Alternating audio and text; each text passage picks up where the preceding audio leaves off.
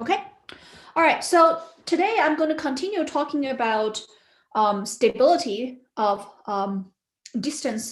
stability of persistent diagrams. And to do that, I need to introduce a few distance measure, and you've seen one of them, and then which is called bottleneck distance, and the other one is called Wasserstein distance. And then once we understand those distances between persistent diagram, we're going to move on to study kernels between persistent diagram. Okay, so so you see that there's several versions of stability. So let's first look at the end of lecture 13 is that, the one version of stability is to say if you have two monotonic function that is defined on a simplicial complex, and then you have a definition of sort of L infinity distance between those two functions, which is sort of like the biggest gap of those two functions on a particular simplex. Then the bottleneck distances is upper bounded by this L infinity distance between these two monotonic function. Okay, so this is sort of called a bottleneck stability for filtrations, but it's a one version of stability for the bottleneck distance. Now the other version, which is kind of relaxed a little bit more, that is in this form, and I will come back to talk about the tameness, is to say, okay, I have two functions. And then those two functions has this extra thing, which we call them tame, which is really saying that they are well behaved. And then again, you see the stability result is actually almost similar to the previous formula, which is again to say that I have two of those functions, which each give me a persistent diagram, and then the bottleneck distance is upper bounded by the L infinity distance. And if I want to give a very accurate definition of this, what happened is that if you look at on the left-hand side, right here, there is two functions. One is a very smooth curve, which is a black curve, and then the other curve is sort of the gray curve, which you kind of perturb a tiny bit. Okay, so if you think about L infinity distance between these two functions, it's actually just this tiny little difference, at every single direction. So you basically at every single location along the x-axis, you look at what is the worst case perturbation of this function. That is my L infinity distance. And that worst case perturbation kind of tells you how much my persistent diagram has been shifted, right? So in a sense, if you compare the picture on the left and the picture on the right, is that if I actually perturb my function only a tiny little bit, my right-hand side shows the corresponding changes in persistent diagram. Let's say in the black curve is where I have the persistent diagram whose points are those sort of three pink points.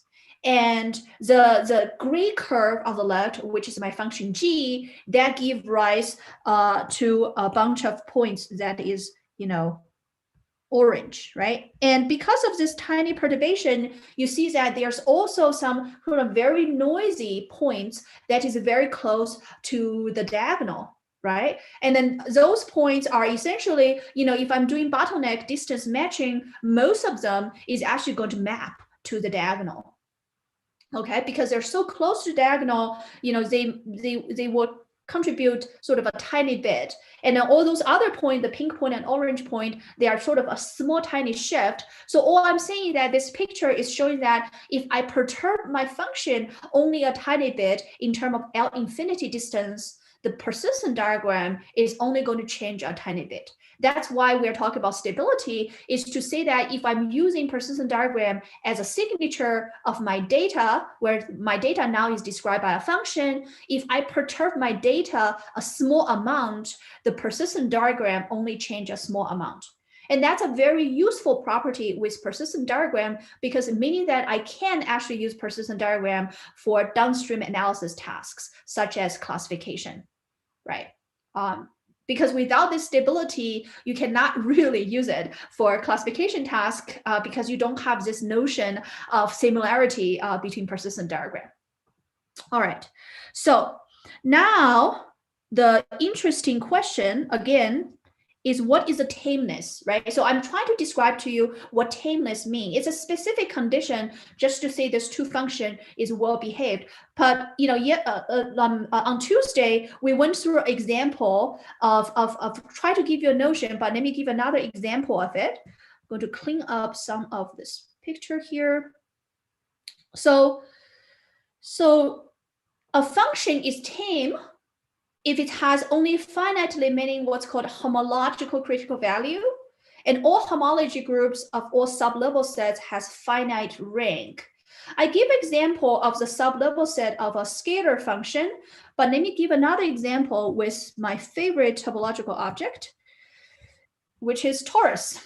Okay, so this is really a crash course of what's called Morse theory. Okay, and Morse theory is basically study the topology of the shape of a manifold using the function defined on the manifold. And this view shows up when we were studying Reeb graphs and mapper graphs. Thinking about I have a torus and have a height function on the torus. Okay, but Morse theory is a really beautiful theory, which is saying that the topological change of a shape with respect to a function on the shape is very well described by the critical points of the function. Okay, so again, for the next few minutes, I'm going to give you a crash course of Morse theory. So what I have is I have a torus. Okay, this is a torus standing up. I have a height function on the torus. Okay, so what I have, height function, let's say x is my torus, and I have a height function on the torus. Before I do anything, I'm going to study what's called, again, sub-level set of the function. So remember, you hopefully by now you have seen enough of, I'm going to use this notation. Okay, f inverse going up until function value a is all the points that is, okay, this is defined as all the point in my manifold such that its function value is smaller or equal to a. Okay, so what does that mean? Let's look at, without doing anything. First of all, I'm going to describe what's the critical points of this function f. Okay, and then the classic definition of critical point is where the gradient of it is 0. Okay, so when I have a torus, there is 4 critical points. Okay, so what are they? They are the local, well, let me use blue. They are the local minimum. They are the saddle, and there's local maximum. I'm going to use green for saddle, blue for local minimum. So basically we have, those are what's called saddle point. This is called local maximum. Oh. And then the other blue is local minimum. Okay. And if I want to study those critical points, right, those are places where the gradient of the function is sort of 0, right? Now, if I just want to study the structure surrounding those critical points, how do they look like? If I take the neighborhood of my local minimum, the local minimum, remember I said this is my local minimum. The local neighborhood, in this case, right, this is a function on the 2 manifold. The local neighborhood looks like a rice bowl, right? Because everything else is above it, right? That's why it's called a local minimum. If I have water flowing, the water is going to flow towards the bottom. Local minimum meaning that all its neighbor has a higher function value. Okay, so local neighborhood of the minimum look like a bowl. Now, if I move on to the local maximum, okay, local maximum is, of course, the other way around. Local maximum looks like an upside down bowl, right? Because you kind of flip the rice bowl like this, where all its neighbor has a lower function value, okay? So that's a local maximum. Now it's a saddle point. Okay, I have two saddle. Let's talk about the saddle point. Let's call this P, let's call this Q. In saddle point P, what you see here is that, if I look at, if you think about, I think the best example, well, almost best example, if you go to Arches National Park and you see some of those arch, there's a lot of arch you can find there. And then if you are sort of at the bottom, like let's say, I'm kind of doing an approximation. Let's say my arch is a perfect circle. And if you're actually right here at this location, you will see there's two directions. If you're riding that arch, right, there's two directions where your leg go down, and then there's two directions it goes up. Or, it's called a saddle because it looks like a horse saddle, because if on the horse saddle, in the local neighborhood,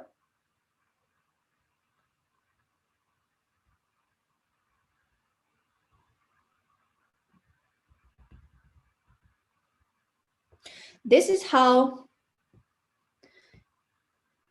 it looks like in the local neighborhood of a saddle. What happened is that you have two directions. Again, when you're at the saddle point, you have two directions where your leg goes, and then there's two directions where the function goes up. So in terms of looking at neighborhood, is that you have some neighbor in an alternating fashion. You have some neighbor whose function value is below, and some neighbor whose function value is above.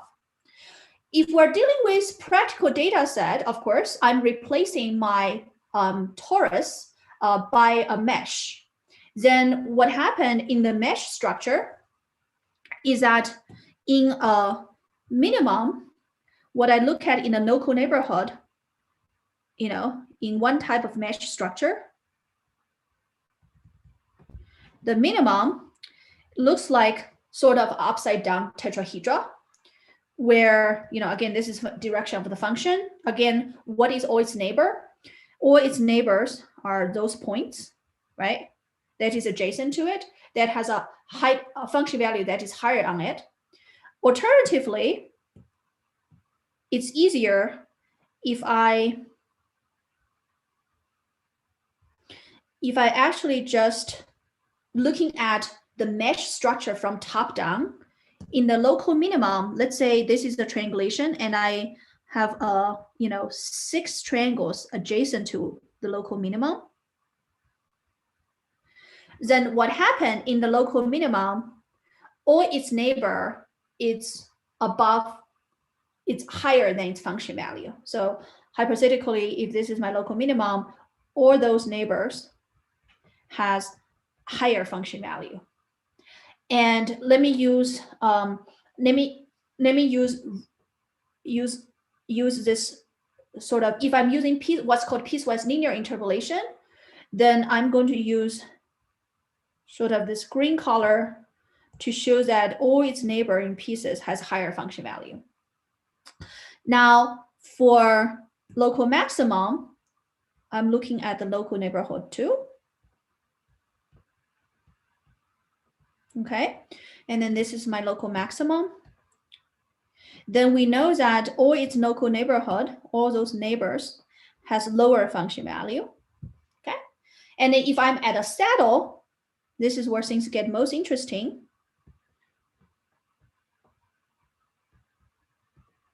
There's several types. Okay, so let's say, let me first talk about the most easy type. The most simple type for the saddle is that two of its opposite neighbor has a function value above it. And then let's say above it is solid, and below it is hollow. So So this is what happened, is I have two neighbor opposite direction that is above, and then two neighbor that is below. And then this is called really a simple saddle. There's also scenarios where you will see is I have three neighbor above it and three neighbor function value below it. This is also called a saddle. This is called a monkey saddle.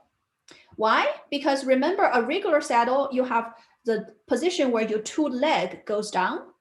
And if it's a monkey saddle, in addition to the two leg of the monkey, it also has a tail of the monkey that have to go down. So you have three direction go down and you have three direction come up. And what happened is that in practice, in a lot of cases, you can what's called unfold. You can unfold a monkey saddle into two adjacent regular saddle. Okay, so so that is, you know, some sort of implementational detail. But now what you see is that in the local neighborhood of my critical points, I have those interesting structure happening. Okay, so this is saddle, this is maximum. Okay, so now the next thing I'm going to do is talk about what is the sort of the fundamental observation of Morse theory. So again, like I said, I want to study the sublevel set of this function. And let's say I have point A, point B, point C, and point D. Those are my critical function of this. And I also study, well, actually, I shouldn't use A, B, C, D. I'm going to use P, Q, U, V. Okay, and I'm going to study again, like I said, sublevel set of this. Right? What does sublevel set do? The first thing you do is that I'm going to start with this threshold. I'm going to go from minus infinity to infinity. Okay, so when my threshold is minus infinity, if I'm looking at the sublevel set, basically any threshold that is below my local minimum, my sublevel set is empty. Okay. Now what's happening is that if my sublevel set is exactly as a value of the local minimum, then my sublevel set looks like it's just a single point. Okay. And if I go a little bit above it, let's say it's just A of U plus some very tiny amount, A plus epsilon, then what you see is this piece. And this piece looks like a bow. Okay. So basically you go from a single point, or well, first of all, you know, let's say I have a time, this is my increasing of my threshold at sort of, you know, at a function A of A minus U, you have a single point as a value A of U plus epsilon, you get this bow. Okay. So what is the first thing that happened? When I pass through my local minimum, how did my space change? My space went from empty, right, to the left of it, my space is empty. Oh. My space is empty. And now I have attached a single point when I pass through that critical point. And when I go a little bit above the critical point, I have attached a bow. Okay. And in Morse theory, this kind of bow structure is also called a handle. Okay. And then there's some technical reason why it's called a handle, but it's easy to understand. As of now, when I pass through the first critical point, I have attached a bow.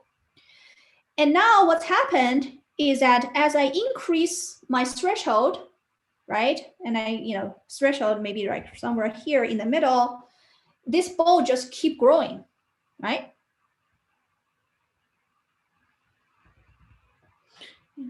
Just keep growing. Okay. And the only thing that's happening that's interesting is when I actually pass through the lower saddle point, A of P. What happened at this threshold is my sub-level set is going to look like, it's a bow, and until there's a point connecting the left piece and right piece. So basically you can think about, I have the bow, and then at the rim of the bow, I kind of pinched in the middle. So the top is going to start looking like this at this point P, okay? So now,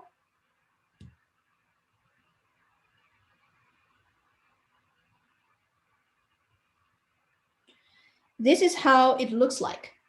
So what's interesting is that going from between these two spaces, this is what's actually called isomorphic.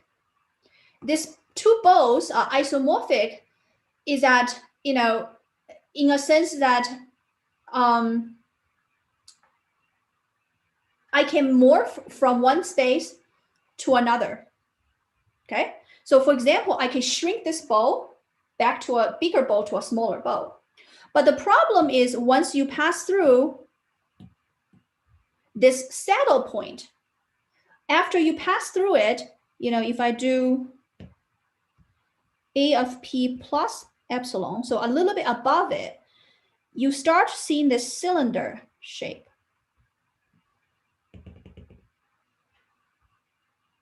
Right? This is the shape you see. So now you see something homological has changed. Why? What is a homology? What is a homology of my bow? What is zero-dimensional homology? 1. 1. What is a one-dimensional homology? 0. Okay. What about this? Once you pass through the saddle point, what is zero-dimensional homology? 1. 1, right? What is one-dimensional homology? Still 0. 1. 1. It's a cylinder now. So there's a tunnel go through. Oh, right. Yeah. So what happened is when you pass through the critical point, I mean, there's something we haven't really done. Before we pass through local maximum, all my homology group is 0 because I have no space. But the moment I pass through the critical points, I still have one component, and like I said, and no. So going from passing through the local minimum, I go from no component to one component. So something homological has changed.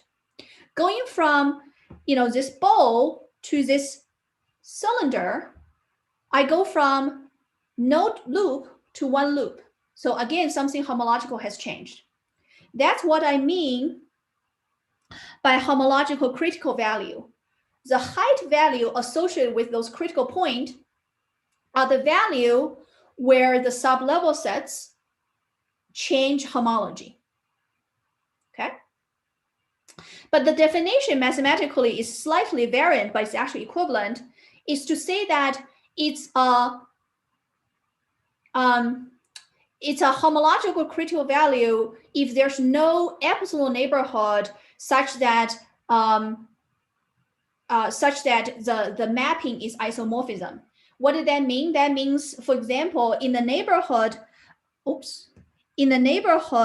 of my saddle point, right? This is my saddle point. There does not exist an interval above or below such that the shape can be morphed into one another, because I can't morph continuously from a cylinder back to a bow. Okay, so basically what that translates to is as I passing through a critical points, homologically, or in this case, homologically something interesting has happened, like my homology has changed. Those are homological critical values. Okay, so what's the definition of a tame function is that you only have finitely many homological critical values, right? So critical value is a function value attached to the critical points, and homological critical value are the locations or the values where the sublevel set change homology. So in this particular shape, there's only 4 homological critical value, right? So it's finite. That's a first condition.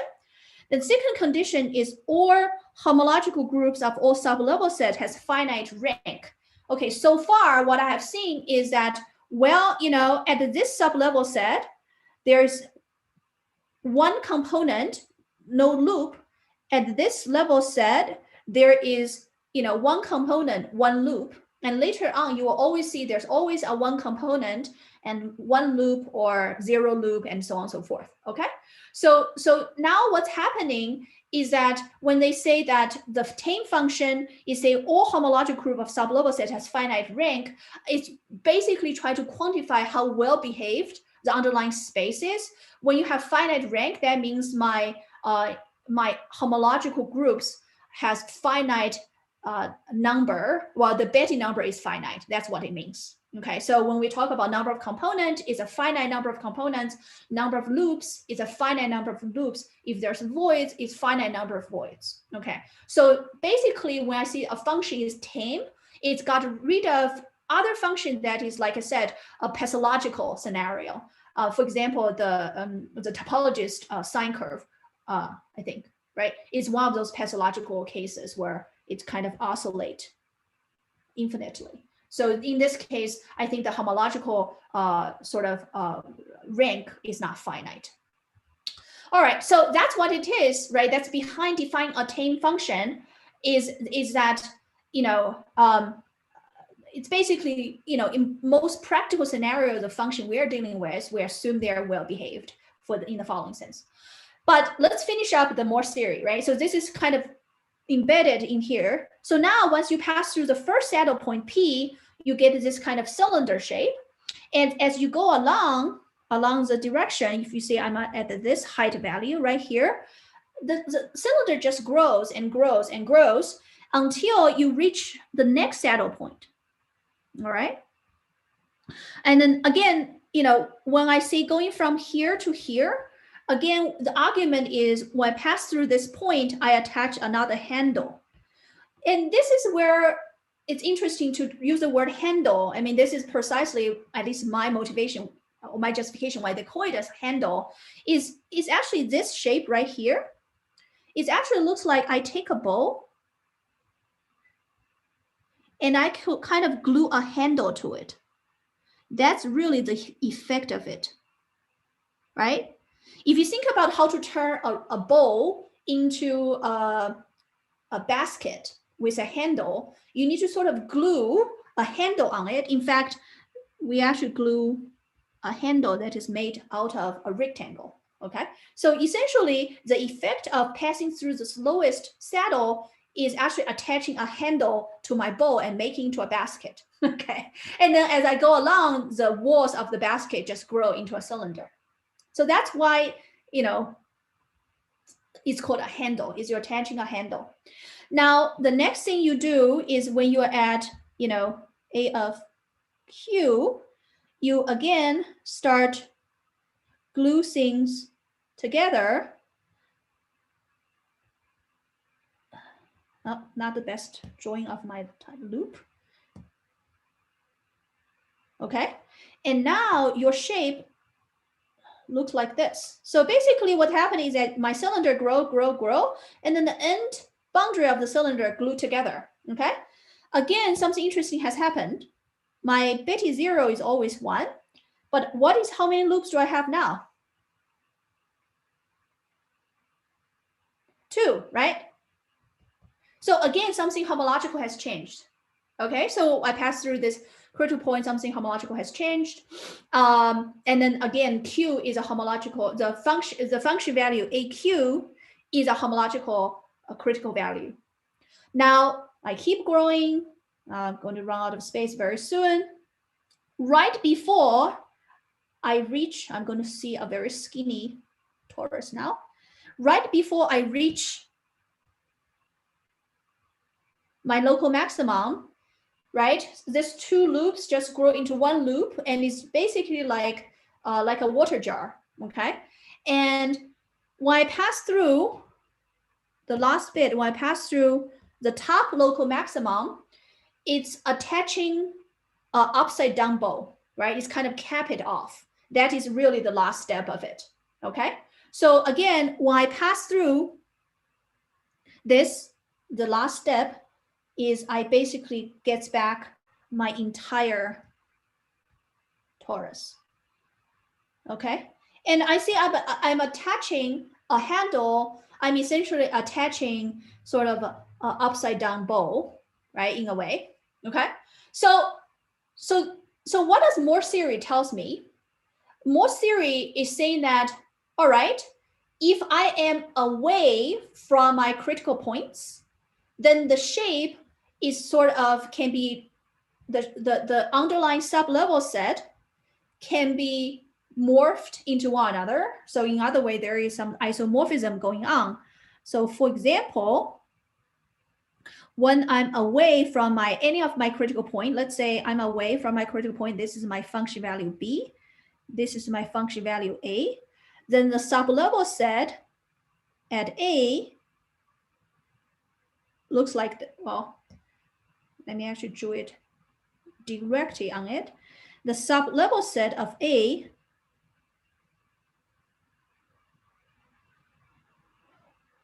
looks like this. Okay. And then, of course, on top of it, what is the sublevel set of B? The sublevel set of B, I'm going to use the yellow color, is everything in yellow. And those two shapes are isomorphic. In fact, there's this topological notion called deformation retract. I can shrink the sublevel set from B back into A by just making the cylinder a little bit short, right? So there's a continuous deformation I can do, and which is called a deformation retract, that morph one to another. So that is really the first theorem in Morse theory, is that when I'm away from my critical points, that the sublevel set can morph into one another in a continuous way, while there's isomorphism. The second theorem is that when I'm close to critical points, I am attaching a handle, right? So in a way that if I go from,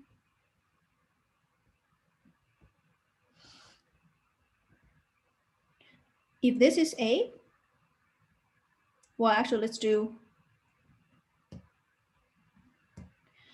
this is A minus, so let's say this is a value A, this is A minus epsilon, and then this is A plus epsilon.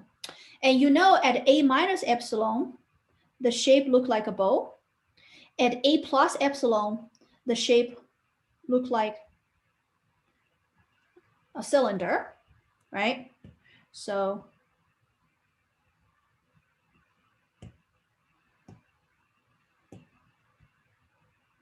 okay, so this is X A minus epsilon, this is X A plus epsilon. And then the way people typically write is to say this A plus epsilon is equal to A of A minus epsilon attach, I'm going to use the word handle, that goes through this point P, okay? And then there's some mathematical notation how you describe this handle, and this handle has to do with the dimension of the critical points, okay? So in 2 lectures, I'm going to give you the mathematical formulation and everything, but right now this is just an intuitive understanding that there is a mathematical notion how you describe this handle, okay? So what does Morse theory tells you? Morse theory tells you is that if I have a function on a manifold, each time I pass through a critical point, something interesting happens, and I can describe precisely what that event happened is by what's called handle attachment. And then if I'm away from my critical points, then nothing interesting happened. The shape I get in sublevel set is a deformation retract. Okay, so that is really the 2 fundamental theorem of Morse theory. And the reason I'm introducing Morse theory and give you a taste of it is because it's intimately connected to the definition of a tame function, okay? All right, so let's get back to stability. So we have stability when we know that my function is only perturbed a little bit, the bottleneck distance between persistent diagram is close. Then the next thing is a different distance, which is called Washington distance, and it's called degree Q Washington distance, okay? So, oh, By the way, maybe this is a time to have a quick break.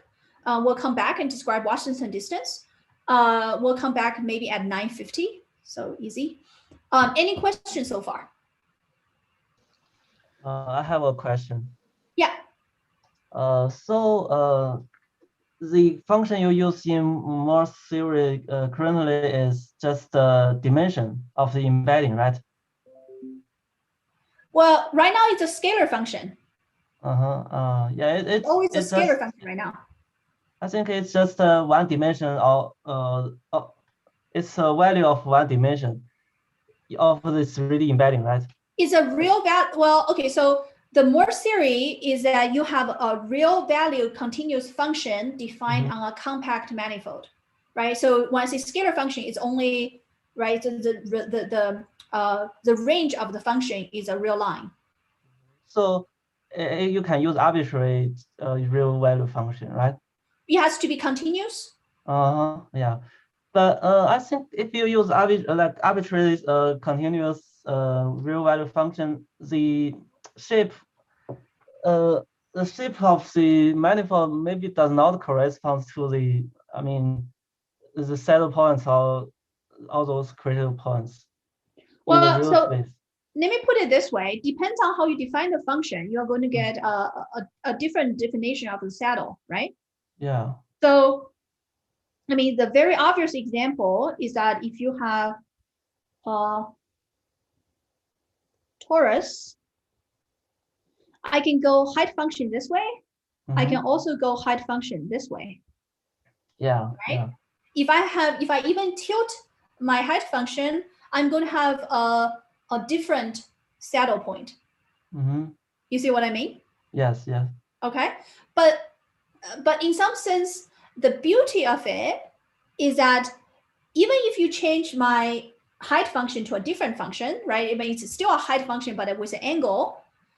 You're still going to see homological changes when you pass through. Let's say this is my function f. This is my function g. G is going to define new critical points, right?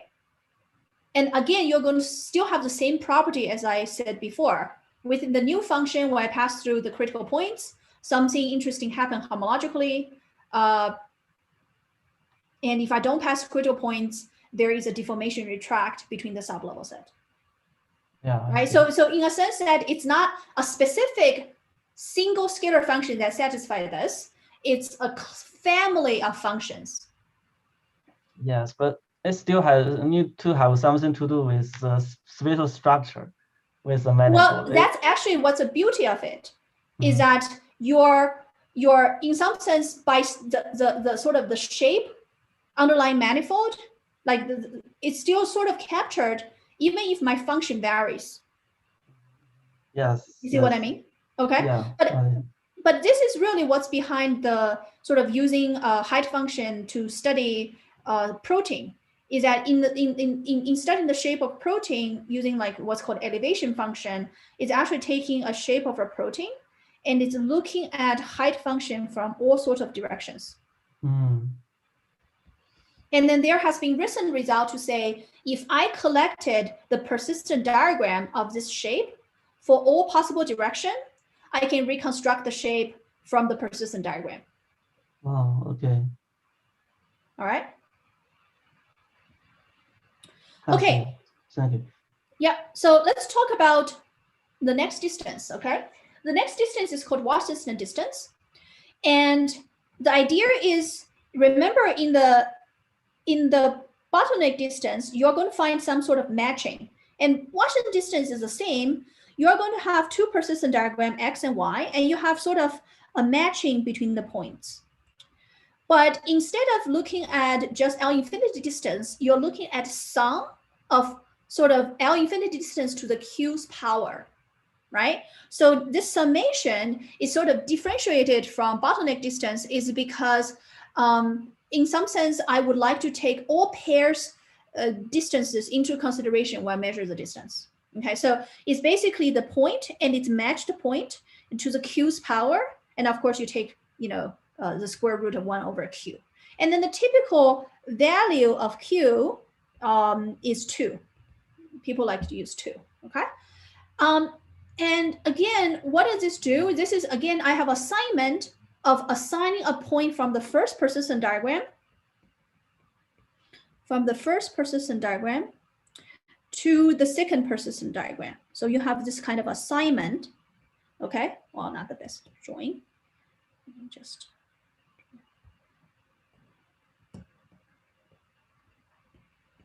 you have, you know, as we see before,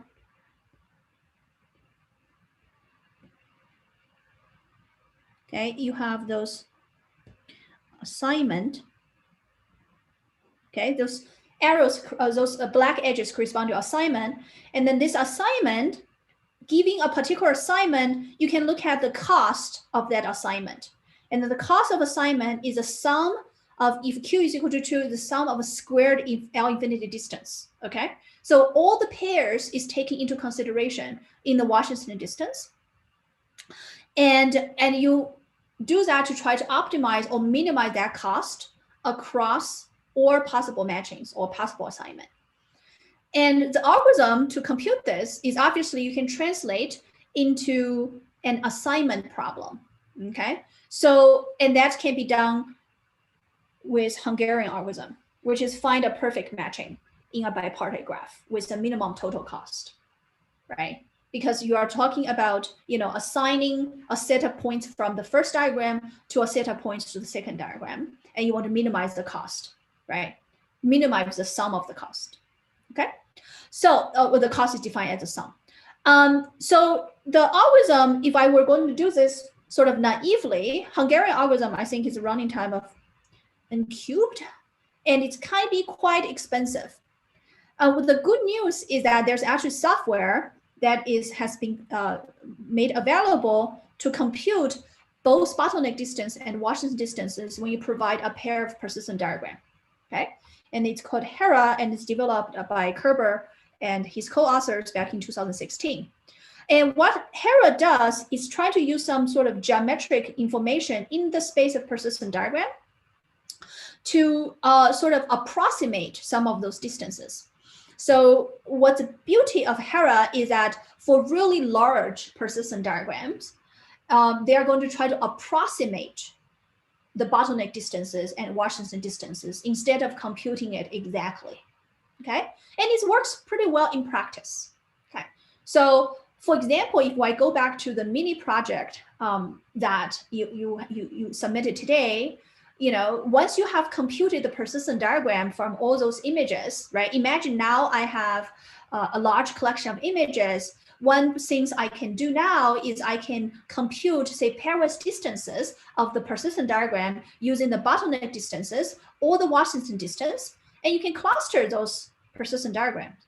And then the cluster will have an indication of the clustering of the underlying shape, right? So for example, you know, what I envision is that if you take the silhouette, if you have taken the silhouette of a circle, the silhouette of an apple, you know, a silhouette, you know, what is the other thing of, I don't know, a basketball, whatever, they're almost the same, right? Let's say, and then all this is going to have a very similar persistent diagram. They're going to have a very similar, let's say dimension 1 persistent diagram. They're all going to look the same, okay? And then if you have, you know, a silhouette of figure 8, the silhouette of, I don't know, I mean, anyway, the idea is now you can cluster in the, you know, each, if you cluster them, each point is now a persistent diagram, right? And then the cluster in the space is going to give you sort of a clustering of the shapes based on their topological signature, okay? So that's why those distances are interesting, because now you can differentiate different type of data based on their persistent diagram. Basically thinking about persistent diagram as a signature or fingerprint, whichever fancy word you want to impose on it, or just it's a summary, and I can cluster the shape by clustering their summary. Okay, so that's what you can do. Now, Washington distance is also going to have stability, right? In order for me to make use of this distance, I need to understand the property. So we know it's a distance, and the Washington distance stability is a little bit more complicated, and this is a form of it. But before I describe it, I need to talk about extra condition. In addition, we need to require the function to be Lipschitz. Okay, what is a Lipschitz? That means if I go from a nearby point fx to fy, that their function value difference is upper bounded by the distance between each other. So in one-dimensional case, it's just to say that, you know, that if I go from x to y, that the change of the function value in this direction is sort of upper bounded by the change in the distance between the points. So all that means is that the function, you know, it's smooth, but it's also kind of bounded in a way that it doesn't change too drastically. And it's Lipschitz constant kind of quantify that. Okay, so it's just to say it's a function that varies not drastically, and that's a Lipschitz condition.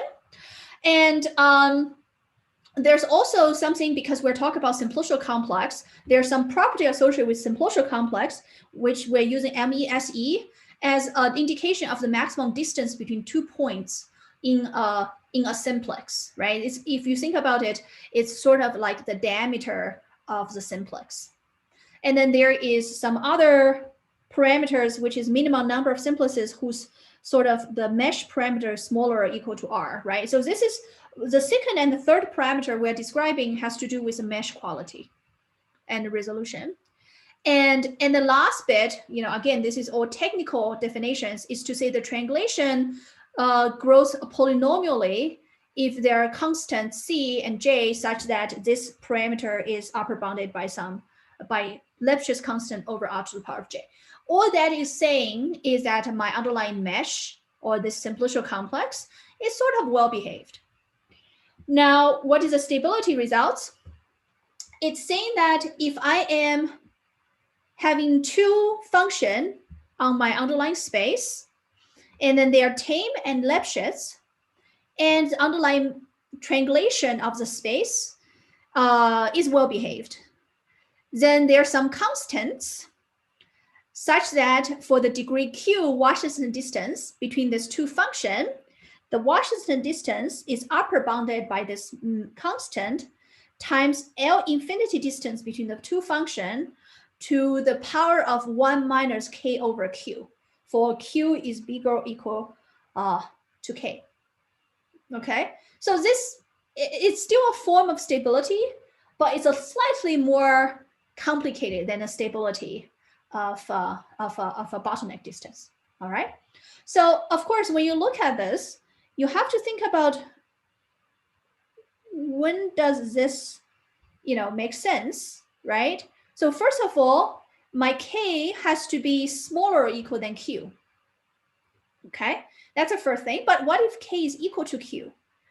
When K is equal to Q, what you get is that this becomes 0, right? So what did that mean? I have something to the 0th degree. So this whole thing on the right-hand side become a constant, right? But, you know, in the most case scenario, maybe I want to, again, if my Q is equal to 2, I will set K is equal to 1, okay? And then this is where I think a lot of scenarios this is going to appear. Okay? All right, so again, you know, the take-home message is that there's going to be some stability associated with Washington distance as well, okay? So what Washington distance, it doesn't, you know, Washington distance isn't actually just designed because specifically for a bottleneck, for a persistent diagram. It turns out Washington distance actually just arrived along the literature of assignment problem and also optimal transport. So essentially, other places where Washington distance occur is, like I said, you have a weighted bipartite graph where you have n vertices on each side. Okay. And then let's say this is a perfect bipartite graph, which means that every single edge has some cost of matching a node on the left to a node on the right. And the general assignment problem is to try to find the perfect matching with minimal cost, right? And matching is basically I only take one point from the left to go to the point on the right, okay? How do this translate to persistent diagram? If I have a persistent diagram, one have m point and one have n point off diagonal, what I can build is I can build a persistence. So if I have a persistent diagram of f that has n points off diagonal, and I have a diagram of function g that has m points off diagonal, right? Let's say n is equal to 3, and let's say m is equal to 4. What we can do is we can build a bipartite graph that is n plus m times n plus m. What did that do? That means for, let's say, like I said, one of the n is 3 points. And the other one is 4 points. Let's see right here, okay? When I say that I'm going to do m plus n, is I'm going to sort of, for the first diagram, I have n off diagonal point, but I'm going to append to it 4 points along the diagonal. For the second diagram, I have 4 off diagonal points. I'm going to append to it 4 possible points on the diagonal.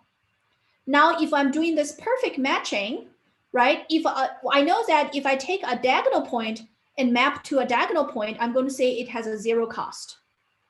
But if it's off diagonal point mapped to a diagonal point, that diagonal point is going to have the coordinates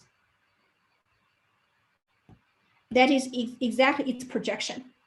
Okay, so now I can convert sort of the persistent diagram of different sizes again back to a bipartite graph. Okay, so now what you see is that the minimum cost is a minimum of the sum of the, if we say the cost is a sum of the Q's power of the weight of the matching, then try to find the perfect matching is essentially computing Q Washington distance. Okay. And essentially their algorithm underneath Hera package to speed up the process is to use what's called KD tree. And KD tree is a data structure that take advantage of the domain, which is in this case is a subset of the plane. And the KD tree is, in a sense, you can partition the underlying domain essentially by trying to, like, you know, try to look at the density of the points. Okay, so in some sense that I'm not going to detail of Hera, but Hera is basically looking at, you know, kind of partition my underlying domain. You know, one way of partitioning. There's other ways to partition. Let's say I have a point like this, then I can sort of partition my domain into, if its region is very dense, then I will have more refined partition. When there's very sparse, then have much coarser partition. And the idea is that if it's very sparse, then in very sparse region, I don't have to, I mean, the matching is going to happen with respect to points in that sparse region. But if I have a very dense region, my matching can have multiple candidates, then I want to subdivide that domain into more finer regions. So that's really the high level picture in the domain partitioning.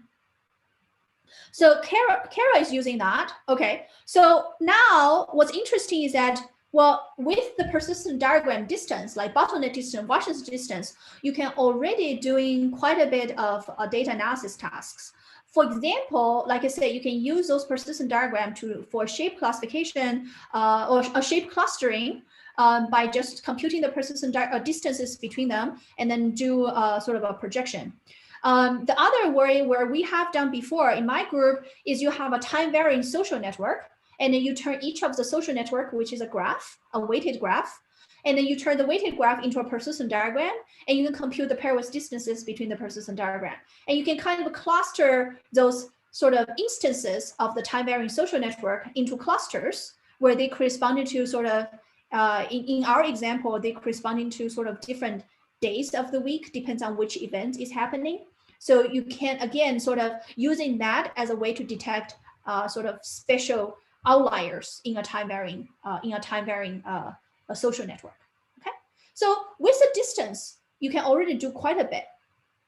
But then for certain type of machine learning tasks, persistent diagram by themselves is not very useful, especially when I'm dealing with kernel methods. Okay, so what is the motivation? Okay, now we have kind of take a detour to persistent diagram. We go from kernel perceptron algorithm and kernel perceptron algorithm to kernel methods in general. Now we're going back to kernel method and to see how persistent diagram fit into that framework. So first of all, let me revisit the notation you've seen a few times, which is the inner product. Okay, so H is some sort of vector space, and a function is an inner product on this vector space if it satisfies a bunch of properties. Okay, so you know, one way to look at sort of the inner product and the relation to it is that if I take the inner product of a function against itself and take the square root of it, that is corresponding to the norm of this vector with this inner product structure. Okay, so you know, you can imagine I have a vector space and I have some inner product structure, and then the structure basically has to be like linear, symmetric, you know, non-negative, and it's zero only if this function itself is zero, and so on and so forth, right? So this is sort of the general formulation. You have a vector space that is equipped with the inner product. But the reason I'm describing this is I want to introduce you what's called Hilbert space. And again, I'm not going to go into details of it, but in general, a Hilbert space is an inner product space that contains a Cauchy sequence. Well, okay, wait a minute. This is too much math. Let's, you know, go in a little bit high level. A high level picture of a Hilbert space is an abstract vector space with a structure of an inner product that allows length and angles to be measured. That's really what it means, okay? And it's a generalization of the notion of Euclidean space. So Euclidean space is a Hilbert space. So in Euclidean space, you can measure length, you can measure angle, and just think about Hilbert space as a generalization of Euclidean space. And it's described by this inner product, okay? So why do we care? That goes back to, again, the kernel methods. Remember I said in the previous lecture, this picture here, right, this picture here, I think what I wrote last time was correct, right? So remember what I have last time is to say, well, if I have two sets of points that is not linearly separable, I can increase it to a higher dimensional space. In this case, I go from 2-dimensional space to 3-dimensional space such that they become linearly separable, okay? And I think my mapping said I'm going to map, you know, a point here, you know, which is going from x1, x2 to x1, x2, and x1 times x2. I think I was correct last time, which basically says that everything in this quadrant is going to stay in its quadrant. Everything in the left quadrant, because x1 times x2 is minus, so it's kind of got flipped, assuming I have, I believe this is my z direction, right? So it's got flipped underneath. And in this quadrant, it got flipped above because both of the x and y coordinates is negative, so it's flipped above, and this side kind of stay where it is. Right, so you got this now, all of a sudden I flipped it, I got a linear separation. So this is really, this map here is a map that somehow transform my original data to a new space that has a higher dimension and which we call a feature space. So now going back to this here, right? If I have a kernel, a function is a kernel if there exists a Hilbert space H called a feature space, such that the kernel between x and y, which measures the similarity, is an inner product in that feature space. That is the more mathematical definition of a kernel, okay? So in the past, I have kind of waved my hand a little bit to say, oh, a kernel is just some similarity measure. But in this specific setting, it's a kernel if there exists a Hilbert space or a feature space such that the kernel is equal to the inner product in that space, right? And of course, there's another alternative definition is that it's a kernel if it's symmetric and positive definite. Symmetric is easy to define. Basically, if I switch x and y, the value doesn't change. That's a symmetry. Positive definite, a function is positive definite if you have the following properties. All right. So again, all this is not a machine learning course, but this is just to give you some sort of, more mathematical definition. What's a kernel? And there's a specific property that if H is a Hilbert space, X is a non-empty set, and I have this phi map that map my original data to my feature space, then by definition, this kernel is equal, the kernel is equal to the inner product is positive definite. And that's why it's interesting to talk about Gaussian kernel, because Gaussian kernel is one of those kernels that satisfy this condition. Okay. And now the question is that why do I even bother? It turns out, in order for me to apply kernel methods using persistent diagram, I need to define kernels, not distances. And then there is a large collection of topological based kernel that has been implemented. And there is, there's at least 4 of them I listed here. One is called persistent scale space kernel. One's called weighted Gaussian kernel, slice Washington kernel, persistent feature kernel. So those are kernels that is defined on the persistent diagram that can interface with kernel methods. For example, kernel SVM. There's also along the side, they're not kernels, but they're vectorizing persistent diagram, okay? So remember, persistent diagram is a bunch of points off the diagonal. So if I want to use it directly as a feature in, say, classification tasks, for example, if I want to use persistent diagram as an input to a neural network, I want to vectorize it, okay?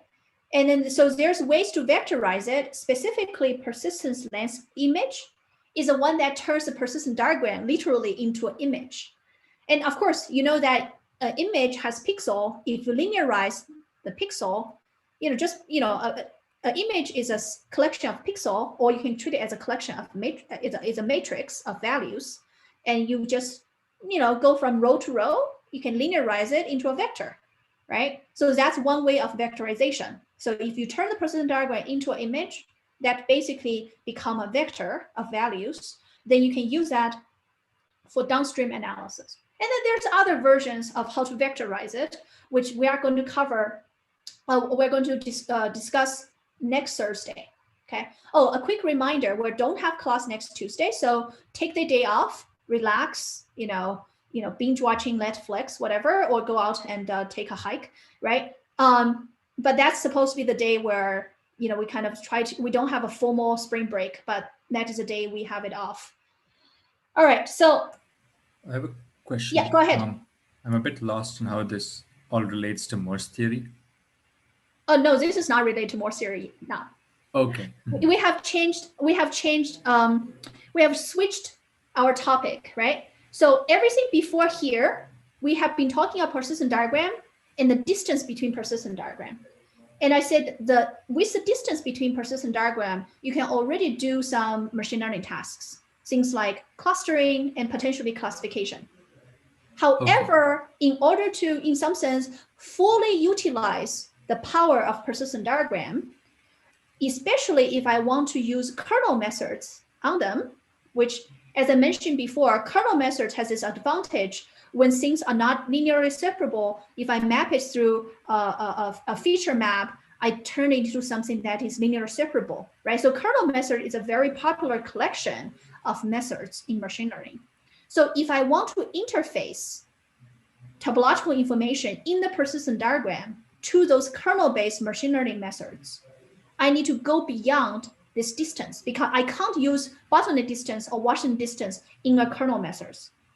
So now I'm going to start defining what are the kernels, which is similarity measure between persistent diagram. Okay. So the logic goes the following. In order to compare a pair of persistent diagram, you have two ways. One, I can compute a distance, bottleneck distance, Washington distance, okay? And then when you compute a distance, you're treating the collection of persistent diagram in sort of a metric space, right? There's a sort of a distance defined on it, okay? The second way is to relax it. Instead of computing a distance, I'm going to compute a similarity measure between persistent diagram. Remember, a similarity measure is not necessarily a distance, okay? So now I'm going to compute similarity between persistent diagrams through kernels, and then those kernels can interface with a bunch of other machine learning models. Does that make sense? Yeah. Why is similarity not a distance? Well, there is way to turn a similarity back into a distance, but remember a distance, or let's talk about metric, right? One of the conditions for a metric is has to satisfy triangle inequality.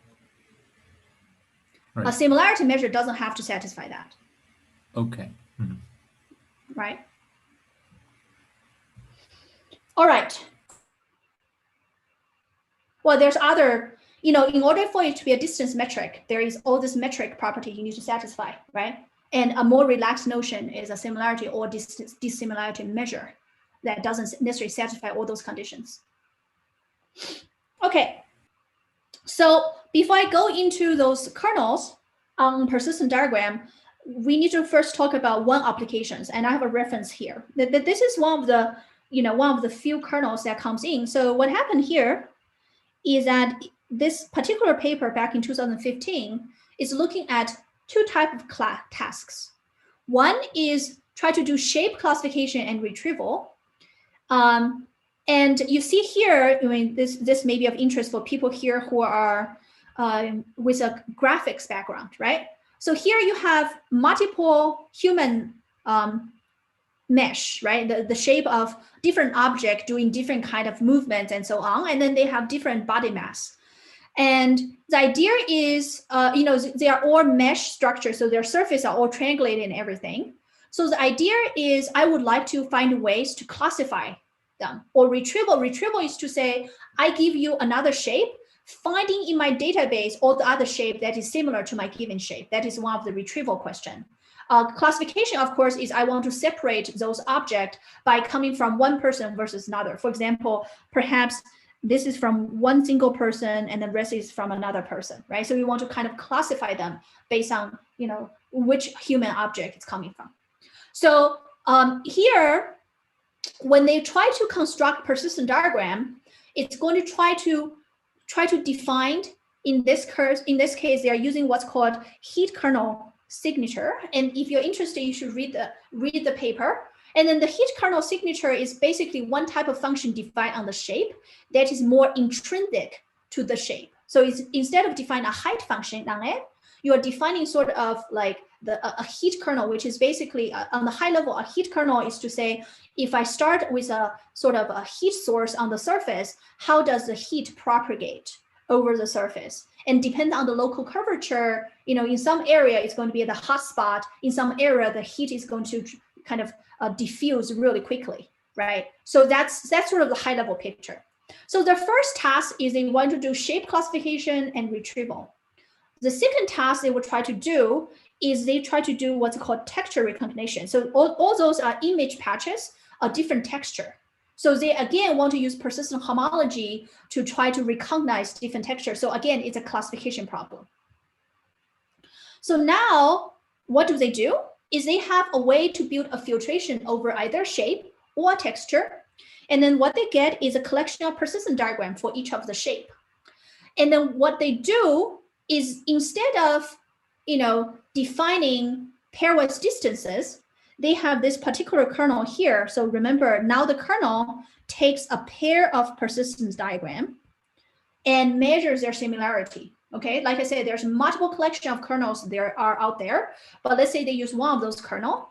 So you construct the kernel and then you get this matrix, which is basically a matrix of pairwise similarity measure. And once you have this matrix of pairwise similarity measure, and then you know it's a kernel, you can go into all the kernel-based machine learning methods.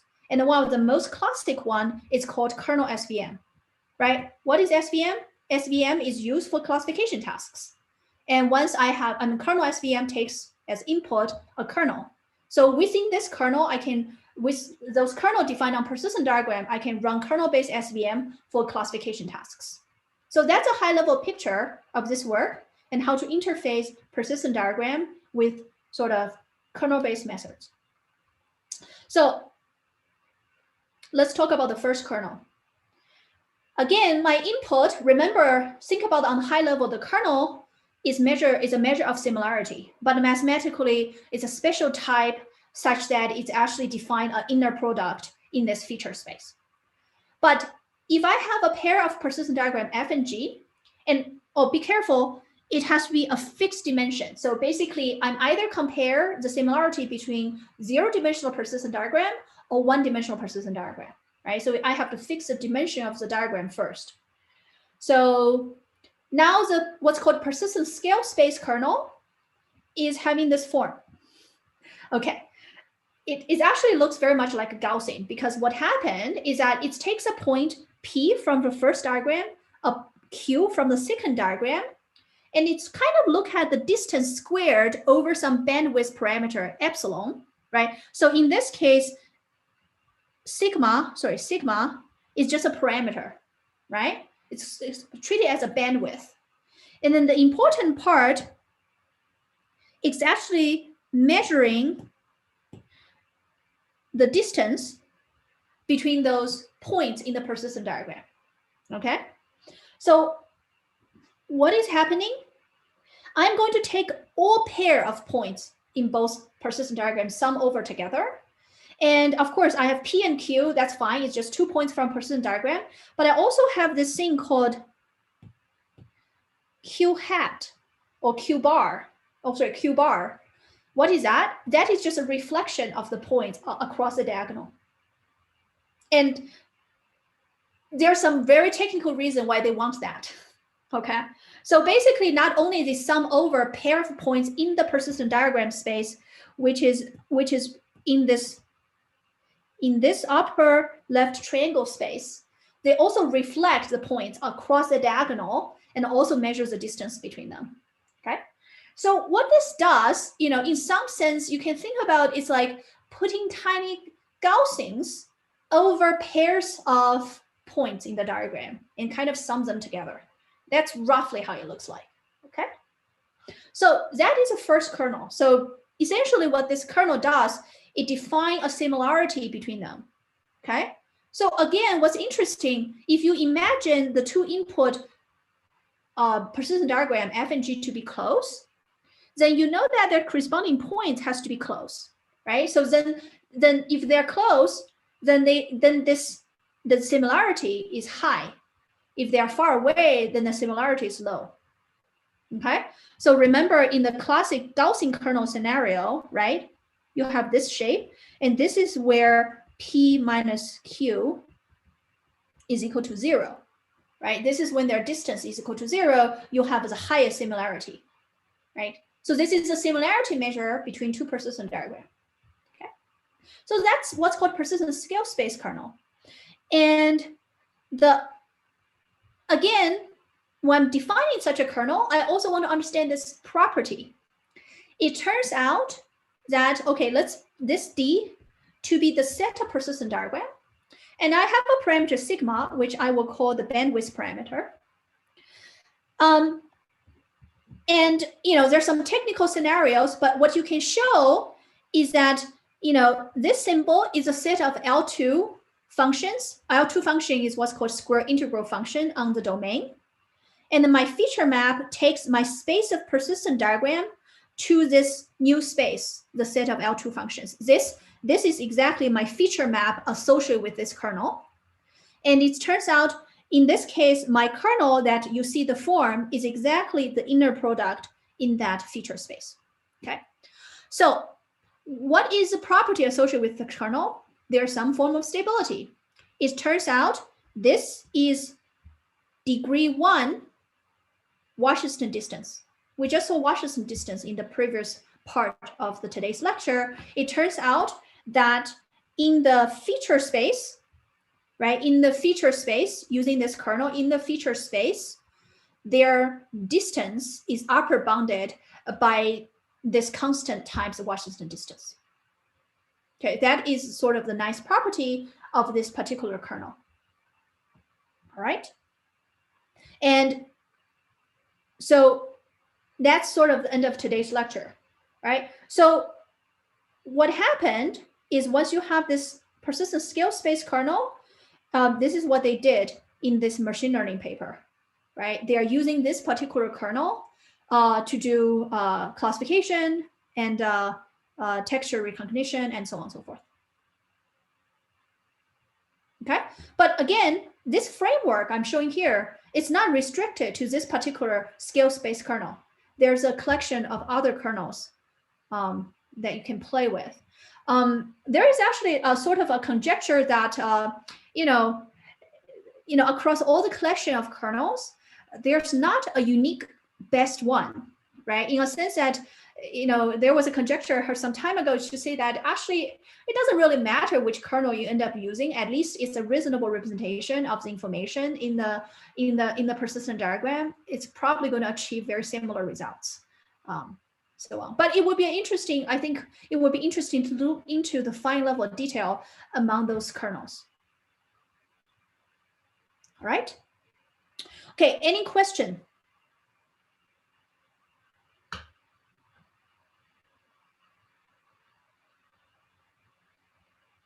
All right, I'm going to stop